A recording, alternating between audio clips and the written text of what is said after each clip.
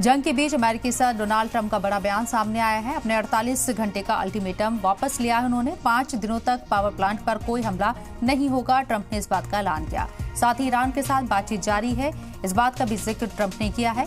और ईरान के power plant पर हमले 5 दिन के लिए रोक दिए गए हैं। अमेरिका ने फिलहाल ईरान पर हमला टाल दिया है। इसके साथ ही 2 दिनों में यूएस ईरान के बीच बातचीत की भी बात कही गई है। यूएस ईरान बातचीत पर ट्रंप ने आज भी बड़ा बयान दिया है। बातचीत के नतीजों पर आगे फैसला होगा कि ये जंग किस तरफ जाएगी।